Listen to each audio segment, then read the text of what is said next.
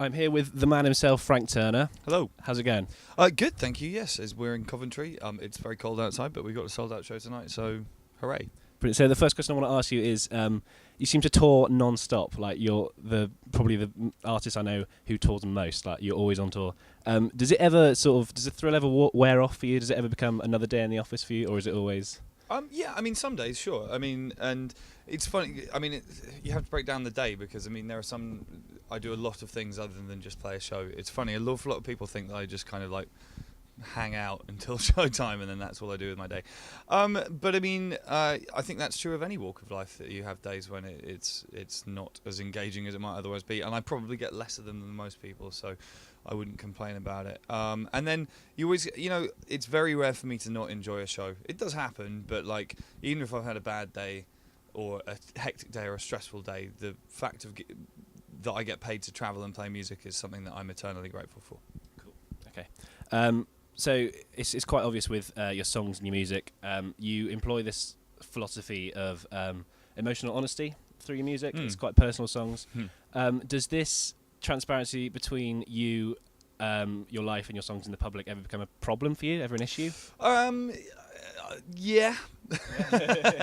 I mean, the thing is, so, okay, in terms of my taste in music, I'm interested in art as a form of empathy and connection, and when I listen to other bands, I guess the thing that I'm often listening for is that moment of true kind of emotional truth, true emotional truth, that's terrible phraseology, of emotional truth, when somebody says something kind of unretractable and something honest and something that sort of meaning. That's the thing I find engaging, personally. So obviously I try and do the same thing in my music. I mean, it can be challenging in a number of ways. I mean, one thing that I do is I try hard not to think about this kind of thing when writing and recording, because I think that if you end up sort of self-censoring in that way, you would be less daring in your art, if you know what I mean. So I try quite hard to not think about who's going to be reading my lyrics or listening to my lyrics and what they might think about them whilst I'm writing them. I mean, that does then give rise to situations where, like, I mean, to pick an obvious example, the song Recovery is essentially about me being a terrible human and a complete idiot and a waster, and we play it every night and people sing along with it, and that can be quite sort of weird if I stop and think about it. Yeah, is it unsettling that you get this thousands of people singing along to the songs and you don't know what that's about and stuff like this? True. Although, I mean, I guess, the part of art, the point of art in a way is that people put their own interpretation on it. I mean, sometimes people kind of ask me, what precisely does this lyric mean, or what's it about, what's it inspired by? And I kind of don't want to say quite a lot of the time, because to me the point is that it means what you take it to mean. Yeah. That's what art's about. And in a way, the lyrics that I write cease to be my property. Certainly in terms of interpretation, the minute that I'm finished with them. I mean, in terms of more practical problems, I've had one or two. It's quite a difficult balance to strike sometimes, because whilst I feel that I have the right to be as excoriating about myself in public as I want, it's not really my place to spill the beans on other people's lives. Do you know what I mean? And I try not to do that, but there have been occasions when people have been pissed off at me because I've said things in songs which were sort of about our private lives. So you're very much a believer of the death of the author philosophy, where if you put something out there, then it's no longer sort of attached to you. It's like, well, I mean, it is attached in a way, but I mean, I think, when somebody kind of like, I thought this about this lyric, is that right? And I'm like, yes, of course it's right, because you thought it. That's exactly the nature of the beast. Brilliant. Okay, so show 2000 is coming up next month, 15th of December. 15th December, yes. What does this milestone mean to you personally? Well, I mean, to be blunt, it's mainly an excuse for a party. When we were coming up on show 1000, which was a terrifyingly short 5 years ago, initially I didn't want to do anything to market, because it just seemed a bit sort of hackneyed in a way, and it's just a number rolling over, and who really cares, and every show is equally important, and all of this other self-important stuff. And then I just went, well, it's also quite a good excuse to have a shindig. So we had a massive party for show 1000, and it was great. And now we're rolling up a show 2000, by this point, like, I started kind of announcing show numbers at the shows and that kind of thing at some point in the last 1,000 shows, and it's become a bit more of a thing that people know about now than it was back then. And so lots of people were kind of looking forward to it and asking when it was going to be. So we're having a party at my favourite venue, which is Rock City in Nottingham, and that'll be fun. I mean, people keep asking me questions about, like, how many shows do you think you'll do in total, which is a terrible question to ask, because it's essentially asking me how long I think I'm going to live, or if not that, how long I'm going to sustain a career in music. And neither of those are enormously questions I wish to answer or think about very much. But It's kind of cool. It's a tangible achievement of a sort. I think it's important to recognise that it's not related to quality. Like at the AIM Awards a few years ago, I won 2 awards. I won Hardest Working Artist and Best Live Act. And I was very pleased that I got the second one, because it's entirely possible to work very hard and still be rubbish. Yeah.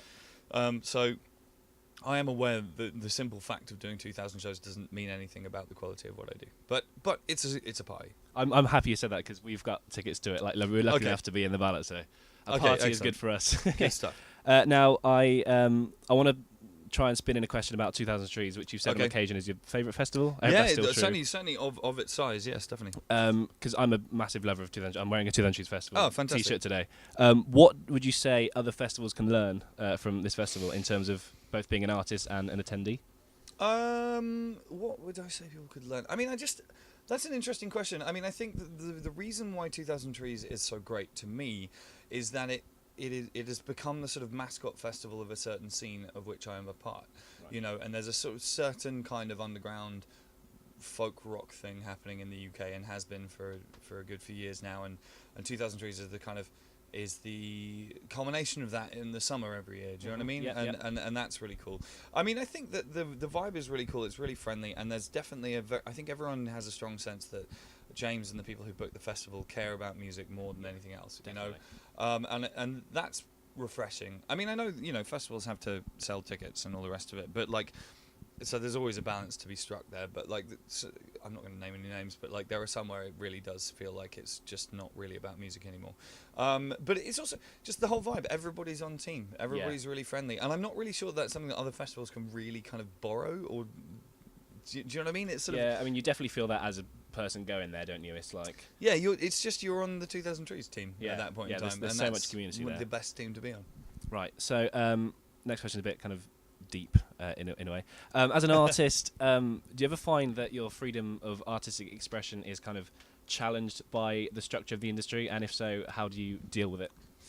Yeah, I mean, it is. There are two conflicting prerogatives in what I do, in terms of the influence that people put on me, which is the commercial and the artistic.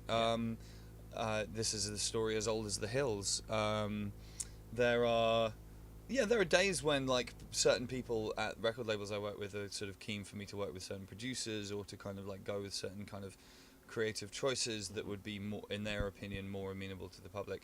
I mean, I'm lucky in the sense that kind of stuff only really became a factor in my life after I was already 4 albums deep into my career. Right. By which and had a substantial career going on already. Do you know what I mean? And I didn't really feel like I needed to count out to any of those people, so I didn't. I mean, it can be an internalized pressure as well. I mean, people use the word sellout just so way too often, without really having any working definition of it. I mean, to me, to be a sellout is to make music for impure artistic reasons, or to make music for anybody other than your own best judgment. Right. Yeah. And the thing is, you know, my struggle with artistic integrity was way more internal than the cliche would have it. It wasn't some guy in a suit shouting me to do this. The moment I kind of dealt with that was the first time I heard a song of mine on the radio, and I had a moment of thinking maybe I should try and write another song that could be on the radio. And that's a shitty way to come at writing a song. And I like to think I've successfully fended that off in my life. I mean, I'm not saying that it's not something that I don't think about from time to time, and every artist does, and anybody tells you they don't is lying, frankly.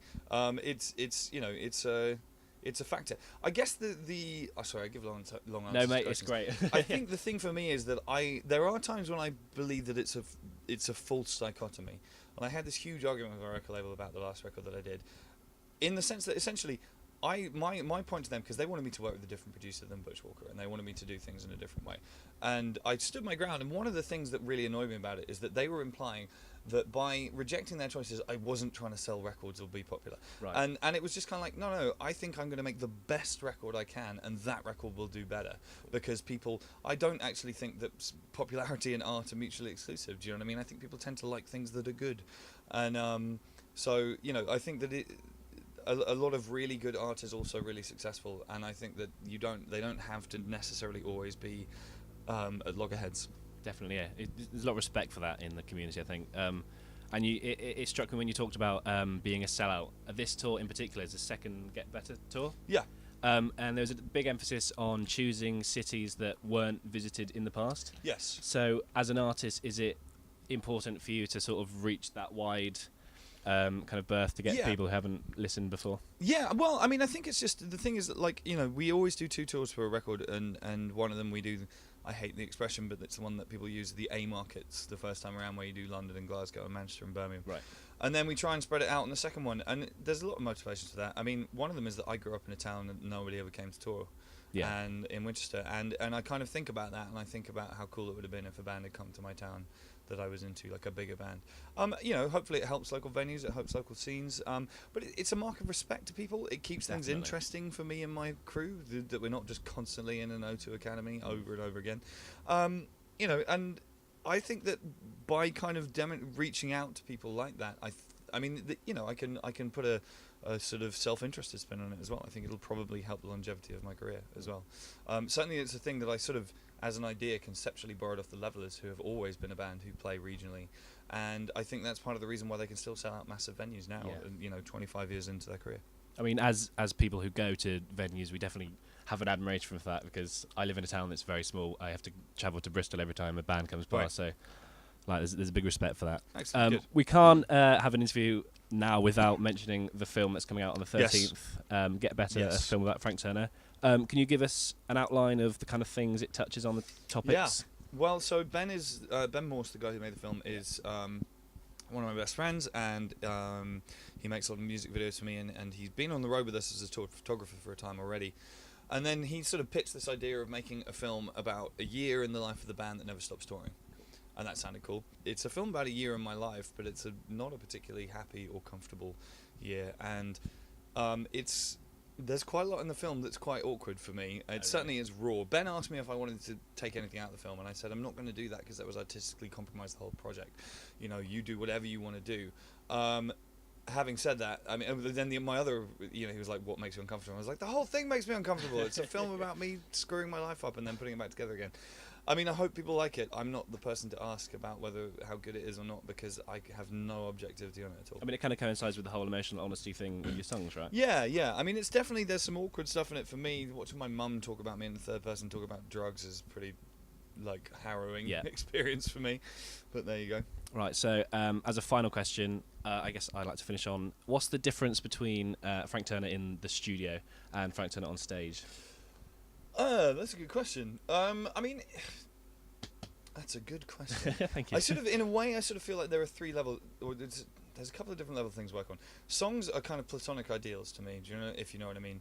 Like, they sort of, there is a sort of like a form and a structure that they have, but every time you play a song, it is an approximation of what that song is in a platonic ideal kind of way. So I find the studio very stressful, because obviously I play the same songs in the studio and live, so in some senses, on one artistic level, there's no difference. It's the same projects, it's the same ideas, there's the same values and ethos being espoused.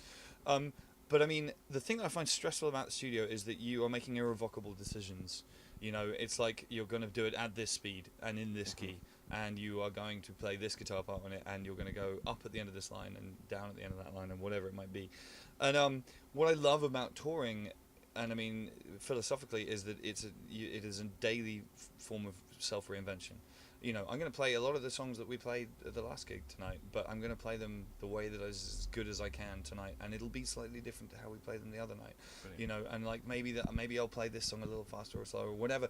You can remake all these decisions night on night, and it's just, in a way, there's a chance for kind of like personal artistic redemption in there that comes on every night. You know, it's like, and every night I try and present who I am and what I'm trying to say in the best possible way. Some nights it goes better than others, but there's always another night. And that's going back to the question we started with. I mean, that's a big part of what I love about being on tour, is that every day you have another go at presenting yourself to the world, and that's really brilliant. Good for my psyche. Amazing. Thank you so much for talking to us. Thank you. Cheers. Thank you. Been a pleasure. Really. Cool.